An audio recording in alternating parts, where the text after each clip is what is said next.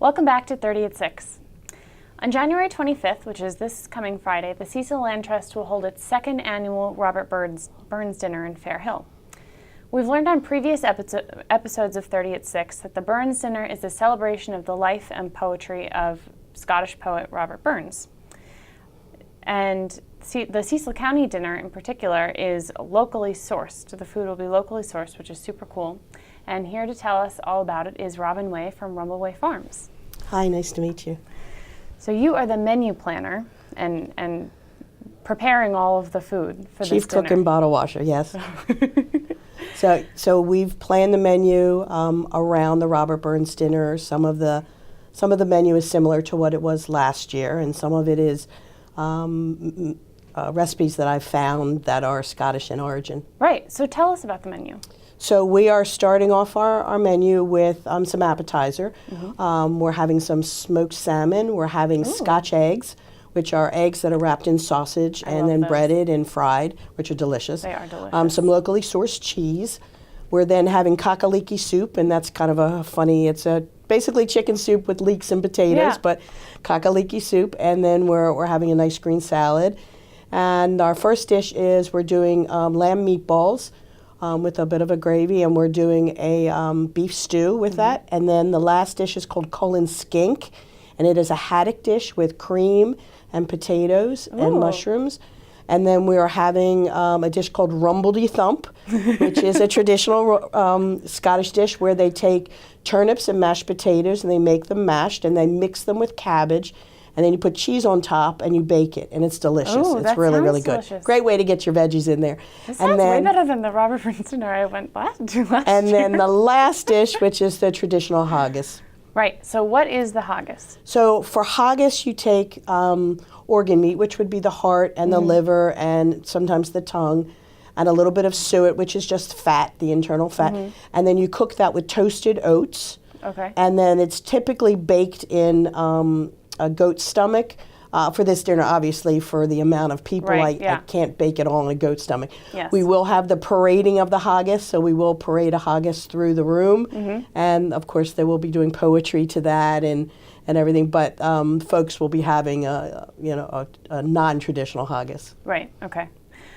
Why is it important, and why is this a great opportunity to showcase locally sourced food? Well, what better way to have locally sourced food? Is it a community dinner where we're showcasing the local farms, where we're gathering food from them? And it's a shame that it's not a spring or a summer event, that we could do more, because some of it, obviously, it's not the right season for certain things. But it's wonderful that we can source the meat, we can source the chicken, we can source a lot of the cheese, and even some of the vegetables from local farms. And how long has it taken you to prepare? It seems like a ton of work. Well, we started a couple weeks ago with getting some of the lamb meatballs done and put in the freezer, and I'm getting the salmon underway, and I've been preparing all this week, slowly getting things ready. Today I got the stuff prepared for the haggis. I'll do that closer to, and then we'll just be progressing along this week. And it's you and how many other people? So we're a small farm, small catering. I have just one or two helpers that help with things, and then I'll be, have a crew help with serving. Yeah. So we're doing a buffet. We're doing partially family style, but partially buffet for the evening. So, can you suggest a couple in your research coming up with the menu? Can you provide any suggestions that are easy to prepare dishes that someone who might be interested in hosting their own Robert Burns dinner might take a stab at?